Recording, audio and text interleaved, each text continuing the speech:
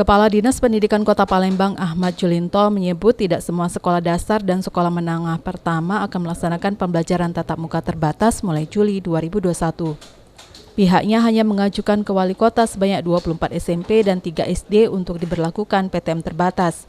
Untuk sekolah mana saja yang dituju untuk PTM belum ditentukan, nantinya akan diumumkan pada awal tahun ajaran baru.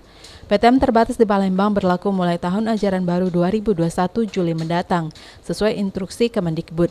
Selama PTM terbatas, frekuensi belajar mengajar di sekolah akan dibagi menjadi 3 sesi setiap minggu, sesuai arahan pemerintah agar proses pembelajaran mengutamakan pencegahan COVID-19 dengan tidak memperlama keberadaan siswa di sekolah.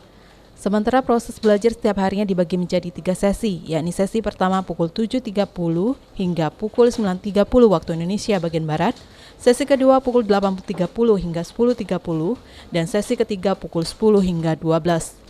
Materi belajar juga yang esensial saja, tidak semua mata pelajaran diajarkan karena selebihnya bisa dilanjutkan dengan pembelajaran jarak jauh.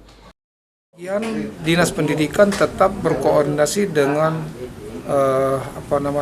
COVID ya, dengan Satgas.